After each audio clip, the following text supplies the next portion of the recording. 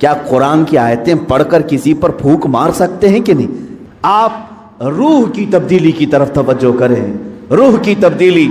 اسی لیے میرے آقا صلی اللہ تعالی علیہ وسلم نے جن لوگوں کو مسیحا بنایا، شاعر نے یہی کہا ہے، خود نہ تھے جو راہ پہ اوروں کے ہادی بن گئے، کیا نظر تھی جس نے کہ مردوں کو مسیحا کر دیا۔ میرے آقا صلی اللہ تعالی علیہ وسلم نے ان کو مسیحا بنایا۔ بعض صحابہ ایسے ہیں، ایک سفر پر ہیں، کہتے ہیں ایک آدمی پیٹ کے درد سے تڑپ رہا تھا۔ صحابہ کو یہ خبر نہیں تھی کہ کیا کیا جائے۔ ایک صحابی آگے بڑھے، انہوں نے کچھ پڑھا، اس پر پھونک دیا، اس کو پیٹ کا درد چلا گیا، ختم ہی ہو گیا، صحیح ہو گیا۔ سارے صحابہ نے پوچھا کہ تو کیا حکیم ہے، تو کیا معالج ہے، طبیب ہے، کیا کیا تو نے؟ اس صحابی نے کہا مجھے کچھ سمجھ میں نہیں آ رہا تھا، یہ بڑی تکلیف میں تھا، جس کے ہاں یہ لوگ مہمان تھے، میں نے سورہ فاتحہ کی تلاوت کی اور اس پر پھونک دیا، اس کا پیٹ صحیح ہو گیا۔ لیکن صحابہ ہر چیز کو اس طرح سے نہیں لے لیتے تھے۔ سارے صحابہ ان کے اوپر جرح کرنے لگے، یہ کام کیا تجھے رسول اللہ نے کرنے کا حکم دیا تھا یا خود سے کیا؟ اس صحابی نے کہا نہیں، حضور نے تو ایسا کچھ کہا نہیں، میں نے خود کیا۔ پکڑ کر لے چلے حضور کی بارگاہ میں۔ کیا قرآن کی آیتیں پڑھ کر کسی پر پھونک مار سکتے ہیں کہ نہیں؟ یہیں سے، اس حدیث سے ہی ثابت ہوتا ہے کہ ہم جو بزرگان دین کے پاس دم کرانے کے لیے جاتے ہیں، وہ صحابہ آئے، کہا اے اللہ کے نبی صلی اللہ علیہ وسلم، آپ کے اس صحابی نے آج ایک عجیب و غریب عمل کیا۔ کہا کیا کیا؟ ایک شخص کا پیٹ شدت سے درد کر رہا تھا، انہوں نے سورہ فاتحہ پڑھ کر کے اس پر دم کر دیا۔ حضور مسکرائے اور فرمایا کیا تمہیں معلوم نہیں سورہ فاتحہ کا ایک نام سورہ شفا بھی ہے؟ سورہ فاتحہ کا ایک نام سورہ شفا بھی ہے۔ میرے صحابی نے جو کیا بالکل صحیح کیا۔ عزیزان گرامی وقار، سورہ فاتحہ آپ بھی پڑھے ہیں، بہت سارے لوگ پڑھیں، پھونک ماریں، کتنوں کا درد جائے گا۔ یہاں کیا ہے؟ زبان کی تاثیر ہے۔ جب دل اندر سے پاک ہو، زبان سے جو نکلے وہ اثر رکھتا ہے۔ محبوب الہی کے پاس ایک شخص آیا، اس نے اپنی بچیوں کی شادیوں کی شکایت کی کہ گھر میں کچھ بھی نہیں ہے، مال کچھ نہیں ہے، آپ کچھ رحم فرمائیں۔ انہوں نے 2-3 ڈھیلے اٹھائے اور 3 بار قل هو اللہ احد پڑھ کر کے دیا، اس کے ہاتھ میں دیا۔ تو بندہ کہتا ہے میں گھر لے کر گیا، وہ ڈھیلے تو دیکھا وہ سونے کے تھے، گولڈ تھے۔ میں نے بیچا، شادی کی، لیکن فارمولہ تو مل گیا تھا۔ اس نے بھی اپنے گھر میں ڈھیلے اٹھائے اور قل هو اللہ پڑھنے لگا، 1000 بار پڑھ لیا، ڈھیلا تو ڈھیلا ہی تھا، کچھ نہیں ہوا۔ دوسرے دن وہ آیا محبوب الہی کے پاس، کہا آپ نے اس دن مجھے جو دیا تھا کیا پڑھ کے دیا تھا؟ کہا قل هو اللہ پڑھ کے دیا تھا۔ کہا میں کتنی مرتبہ آپ نے پڑھا تھا شیخ محترم؟ محبوب الہی نے کہا 3 بار پڑھا تھا۔ کہا میں 1000 بار پڑھا، ڈھیلا بدلا ہی نہیں، ویسے ہی ہے۔ محبوب الہی نے فرمایا جا پہلے اپنی روح بدل لے، ہر چیز بدل جائے، اپنا دل بدل لے، اللہ تیری زبان سے ہر چیز کو بدل دے گا۔ آپ کی تاثیر جو ختم ہوگی تو روح کے بدلنے سے، آپ نے اپنی روح کو اور اپنے قلب کو غلاظتوں میں اگر رکھا ہے تو زبان کی تاثیر ختم ہو جاتی۔ حضرت سیدنا سلیمان جزولی رحمۃ اللہ تعالی جو دلائل الخیرات شریف کے مصنف، وہ کہتے ہیں درودوں کا مجموعہ انہوں نے لکھا ہے، کتاب لکھی ہے۔ ہم سفر پر تھے، عصر کی نماز کا وقت تھا، ٹائم ختم ہو رہا تھا، کنواں قریب میں تھا، وضو کرنے کے لیے، پانی نکالنے کے لیے کوئی چیز نہیں تھی، ہم پریشان تھے ساتھی لوگ۔ ایک چھوٹی سی 10 سال کی بچی آئی، اس سے کہا بیٹا تمہارا گھر قریب ہے تو بکیٹ کچھ لے آؤ، ڈول لے آؤ، پانی نکال کر ہم وضو کرنا چاہتے ہیں۔ اس لڑکی نے کہا پانی چاہیے آپ کو۔ وہ گئی اس کنویں کے پاس کھڑی ہو کر اپنا تھوک دیا اس میں، اور پانی جوش مار کر اوپر آیا۔ ان لوگوں نے وضو کیا۔ سلیمان جزولی فرماتے ہیں میں نے بچی کو روک لیا، بیٹا رک جا، ہم نماز پڑھیں گے، بعد میں تجھ سے بات کریں گے۔ نماز کے بعد انہوں نے کہا اللہ کا واسطہ دیتا ہوں، کون سا وظیفہ کرتی ہو، کون سا عمل کرتی ہو، تمہارے تھوک سے کنویں کا پانی اوپر تک کیسے آیا؟ وہ بچی کیا کہتی ہے، کوئی وظیفہ نہیں، میرے باپ نیک ہیں، انہوں نے صرف اتنی تربیت کی ہے کہ بیٹا جھوٹ کبھی نہیں بولنا، حرام کبھی نہیں کھانا، جھوٹ کبھی نہ بولنا، حرام کبھی نہ کھانا، ان 2 چیزوں پر ہمارا عمل ہے۔ اللہ رب العزت نے زبان میں اثر رکھا ہے۔ عزیزان گرامی، یہ کرامات کی دنیا ہے، لیکن میں آپ سے یہ کہوں گا کرامات بعض اولیاء کو دی گئی ہیں، ہر ایک کے لیے نہیں، لیکن تمہارے لیے سب سے بڑی کرامت یہ ہے کہ کنویں کا پانی باہر آ جائے, سمندر کا پانی ہٹ جائے, یہ کرامات الگ ہیں.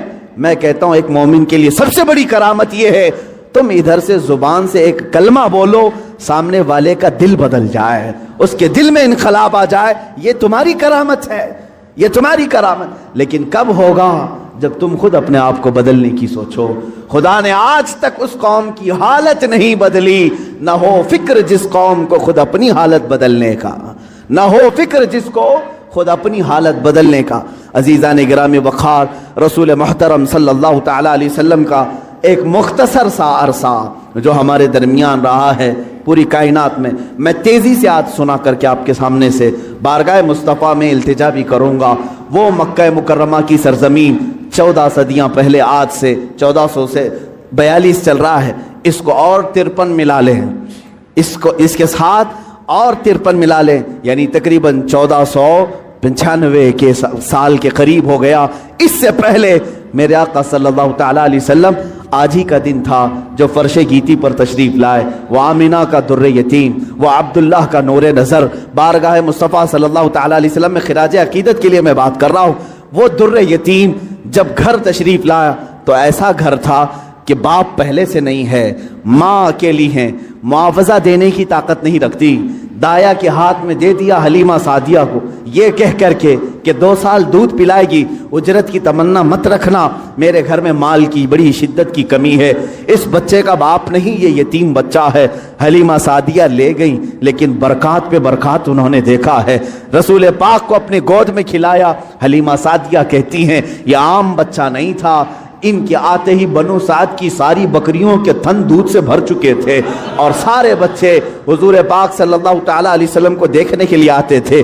حتیٰ کہ حلیمہ سعدیہ کی بیٹی شیمہ کہتی ہیں, شیمہ کیا کہتی ہیں کہ ہمارے قبیلے میں, ہمارے محلے میں رواج تھا رات کے وقت یا شام کے وقت ساری لڑکیاں جو ان کے عمر کی تھیں, شیمہ کے عمر کی تھیں, وہ کہتی ہیں اپنے اپنے چھوٹے بھائیوں کو, جس کا بھائی ہوتا لے کر کے آتی تھیں, کمپٹیشن چلتا تھا.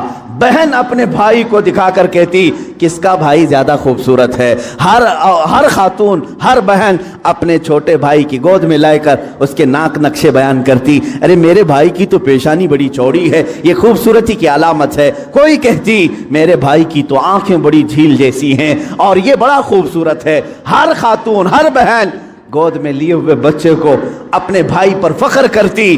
اور حضرت شیمہ کہتی ہیں جب اس مجمع میں میرے بھائی محمد کو لے کر کے آتی, اللہ اللہ, وہ کہتی ہیں ساری میری سہیلیاں اٹھ کھڑی ہوتی, کہتی شیمہ تیرے بھائی کے ساتھ ہمارے بھائیوں کا مقابلہ نہیں, یہ ہمارا آپس کا مقابلہ ہے, یہ ہمارا آپس کا کمپٹیشن ہے. تو کبھی محمد کو ہمارے درمیان نہ لا, اس لیے کہ اس کے مقابل میں 14ویں کا چاند بھی شرما جاتا ہے. یہ بنو سعد کی خواتین کا کہنا ہے. حضرت شیمہ کہتی ہیں اس مقابل میں کبھی رسول پاک کو لے جاتی تو وہ ایکسپٹ نہیں کرتی, کہتی کہ شیمہ تیرے بھائی کے ساتھ ہمارے بھائیوں کا مقابلہ نہیں. وَأَحْسَنُ مِنْكَ لَمْ تَرَ قَطُّ عَيْنِي وَأَجْمَلُ مِنْكَ لَمْ تَلِدِ النِّسَاءُ. یا رسول اللہ آپ سے زیادہ حسین میری آنکھوں نے دیکھا نہیں, آپ سے زیادہ جمیل کسی ماں نے جنا نہیں. وہ 2 سال کی عمر پاک میں حلیمہ سعدیہ دوڑتی ہوئی واپس مکہ لے آئیں اور حضرت آمنہ سے کہا میں نے 2 سال کا عرصہ آپ سے مانگا تھا, لیکن 6 مہینے اور بڑھا کر کے دے دو, اجرت بھی نہیں چاہیے, معاوضہ بھی نہیں چاہیے. لیکن حضرت بی بی آمنہ نے اپنے پاس اپنے صاحبزادے کو رکھ لیا. 2 سال کے عرصے میں گھر میں کتنے افراد ہیں, کون ہیں؟ باپ نہیں ہے, دادا ہے عبد المطلب, وہ بھی بڑھاپے کو پہنچے ہوئے ہیں. رسول پاک صلی اللہ تعالی علیہ وسلم اپنے دادا کی سرپرستی میں ہیں. 6 سال کی عمر میں اپنی ماں کے ساتھ ننیحال کا سفر کیا, مدینہ کا سفر کیا. اس وقت جو یثرب تھا وہ حضور کا ننیحال بھی ہے, نانی کا گھر ہے. حضرت آمنہ کے ساتھ گئے 6 سال کی عمر میں, جب حضرت عبداللہ کی ایک کنیز ام ایمن ساتھ میں ہے, کوئی نہیں. 3 لوگوں کا یہ قافلہ پیدل مکہ سے مدینہ گیا ہے, مدینہ سے واپسی ہو رہی ہے. مقام ابوا میں بی بی آمنہ بیمار ہوئی. بی بی آمنہ سلام اللہ علیہا اتنی شدت سے بیمار ہوئی کہ وہ چل پھر نہیں سکتی تھی. اسی راستے میں وہ رہ گئیں اور اس کے بعد اپنے نور نظر کو قریب بلایا اور کہا اے محمد میری آخری سانسیں ہیں. 6 سال کی عمر پاک میں रसूल पाक सल्लल्लाहु अलैहि वसल्लम ने अपनी माँ की आंखें बंद की और उनकी रूह कब्ज़े उनसरी से परवास की। वो 6 साल की उम्र में अपनी मुक़द्दस माँ का जिस्म मुबारका उठाते हैं, कब्र में दफन भी करते हैं और अपने वालिद की कनीज़ के साथ वापस मक्का आते हैं। अब कौन था इस मोहम्मद अरबी के साथ? न बाप है न माँ है, वो दुर्रे यतीम, पूरी कायनात के यतीमों का आका बना है, पूरे यतीमों का मावा व मलजा बना है। लेकिन अल्लाह ने उसे दुर्रे यतीम पैदा किया। जब 8 साल की उम्र हुई, दादा का भी इंतकाल हो गया, अब्दुल मुत्तलिब भी दुनिया से चले गए। अब कौन था सिवाय एक चचा के, अबू तालिब के? अब कोई नहीं था। आपकी सरपरस्ती में रहे। जहां तक बात आती है अबू तालिब की, मैं कहूँगा बड़े अदब के साथ, ए लोगों, इस इख्तिलाफी मसले में कभी भी तीर मारने की कोशिश ना करना। बाज़ लोग अबू तालिब के कुफ्र के मुतालिक इसरार करते हैं कि वो काफिर थे, बाज़ लोग ईमान के मुतालिक, लेकिन जो हकीकत है वो अल्लाह के हवाले करो, अल्लाह के हवाले करो। रसूल पाक सल्लल्लाहु तआला अलैहि वसल्लम को उन्होंने जान से ज्यादा तरबियत की है। यहाँ तक कि मक्का वालों से उन्होंने कहा था, जब रसूल पाक ने ऐलान नबुव्वत किया था, अबू जहल, उतबा, शैबा सब ने आकर कहा, अबू तालिब अगर ये तेरी निगरानी में ना रहे तो हम इसका कुछ से कुछ कर दें, तो मोहम्मद हमारे हवाले कर दे।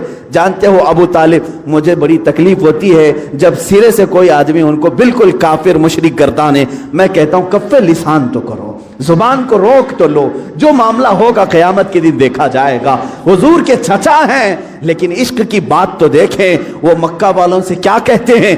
कोई मोहब्बत करने वाला ही ये जुमले कह सकता है। मक्का वालों से उन्होंने कहा, ऐ मक्का वालों सुन लो, तुम अगर मेरे एक हाथ में चांद रख दो, दूसरे हाथ में सूरज रख दो, तब भी मैं मोहम्मद तुम्हारे हवाले नहीं कर सकता।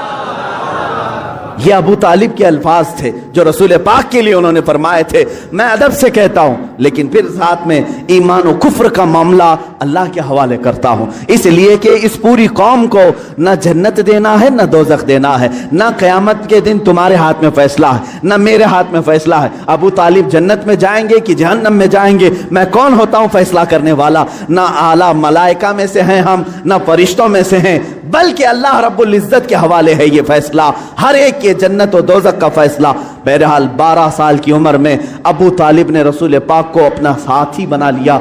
ऐसा मुझे बताओ, अबू तालिब पर जब भी बातें आएं अदब के साथ कहो, अदब के साथ कहो। मैंने अबू तालिब को बहुत पढ़ा है, वो रसूल पाक को छोड़कर एक लम्हा भी नहीं रहते थे, एक लम्हा नहीं रहते। 12 साल की उम्र में जब उन्हें यमन की तिजारत पे जाना था, अबू तालिब ने इन्हें छोड़ा नहीं, रसूल पाक को तिजारत के सफर में साथ ले लिया। बीच रास्ते में एक जगह पड़ा हुआ, वहां एक राहिब था, ईसाई राहिब, और उसने देखा, चेहरे पाक को देखकर अपनी किताबों में पड़ी हुई सारी अलामतें देख लिया, उसने मेहमान बना लिया। अबू तालिब से पूछा, तुम कहां से आ रहे हो, कौन सा खानदान है? जब उन्होंने बताया तो वो राहिब कहता है, बुहैरा राहिब, ऐ अबू तालिब, मेरी बात सुनते हो तो सुन लो, जो तुम्हारे साथ बच्चा तुम्हारा भतीजा है, ये अल्लाह का सबसे आखिरी रसूल होगा, ये सबसे आखिरी रसूल होगा।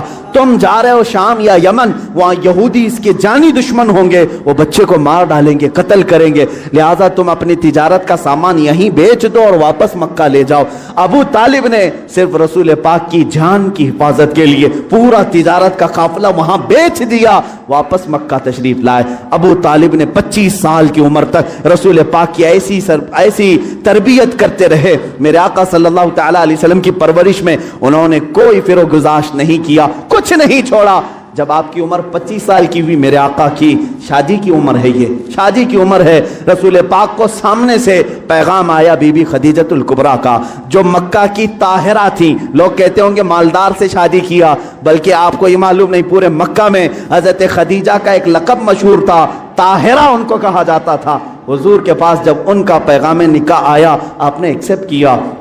आप सोचें, 25 साल की उम्र में 40 साल की खातून से निकाह करने वाला सिर्फ औरतों का दिलदादा नहीं हो सकता, वो भी बेवा औरत, 2 शोहर उन्हें उनके हो चुके थे, इससे पहले इंतकाल कर चुके थे। तीसरे शोहर मेरे आका हैं, रसूल पाक सल्लल्लाहु तआला अलैहि वसल्लम की शादी हो रही है। शादी का जो खुतबा निकाह है कोई और नहीं, अबू तालिब ही पढ़ रहे हैं। अबू तालिब ने खुतबा पढ़ा, खुतबे के अल्फाज भी देखें, कहीं एक शिरक नहीं, कहीं एक कुफ्र नहीं, बल्कि अल्लाह की हम्द व सना है, रब्बे जुल जलाल की तारीफ व तौसीफ है। उसके बाद रसूल पाक की तारीफ भी उस खुतबे में मौजूद है। वो खुतबा आज भी मौजूद है, किताबों में लिखा हुआ है। अबू तालिब ने जो रसूल पाक के निकाह में खुतबा पढ़ा था, कोई और नहीं पढ़ा, चचा ने खुतबा पढ़ा। और उसके बाद मोहम्मद सल्लल्लाहु तआला अलैहि वसल्लम का नाम लेते हुए फिर सारे मजमे में कहा, ये मेरा अजीज जान भतीजा मोहम्मद है, इससे ज्यादा शरीफ पूरे मक्का में तुम ला नहीं सकोगे, इससे ज्यादा हसीन तुम पूरे अरब में ला नहीं सकोगे।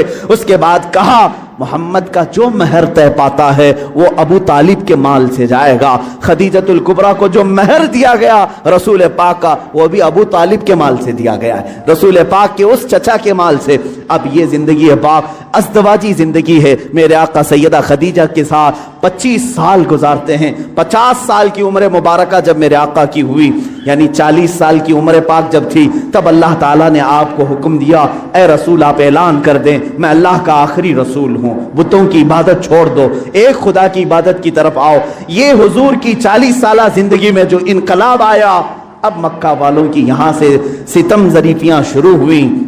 मेरे आका ने सबको जमा किया मक्का के एक सरजमीन पर, मैदान में पूछा, मेरे बारे में तुम्हारा क्या ख्याल? सबों ने कहा, तुम आज तक कभी झूठ नहीं बोले और कभी किसी की अमानत में खयानत नहीं की। हुजूर ने फरमाया, ऐ मक्का वालों, अगर मैं ये कह दूं इन पहाड़ों के पीछे एक फौज छुपी है जो तुम पर हमला करना चाहती है, क्या मेरी इस बात पर यकीन करोगे? सारे मक्का वालों ने एक जुबान होकर कहा, आज तक कभी आपने झूठ कहा नहीं, अगर आप कहते हैं कि फौज है, हम उसको भी मानेंगे, हम उसको भी यकीन के साथ तस्लीम करेंगे। हुजूर ने फरमाया, जब मेरी बातों पर इतना तुम्हें यकीन है तो सुनो, मैं तुम्हें कहता हूं, अल्लाह एक है, खुदा एक है, माबूद एक है, मसजूद एक है, हर एक के सामने सर झुकाना ये तुम्हें ज़ेब नहीं देता, और मैं मोहम्मद अल्लाह का आखिरी रसूल हूं, उसकी तरफ से अखलाकी तालीमात ले आया हूं, तुम्हारी रूहों को बदलने आया हूं। जब मेरे आका ने फरमाया, सारे मक्का वाले नाराज हुए, सिवाय हजरत अली करमल्लाहु वजहुल करीम के। कोई उस मैदान में ईमान लाने वाला नहीं था। हुजूर पाक सल्लल्लाहु अलैहि वसल्लम की दावत की इब्तिदा सिर्फ 2 लोगों से शुरू हुई, एक हजरत अली से, दूसरे हजरत खदीजा से।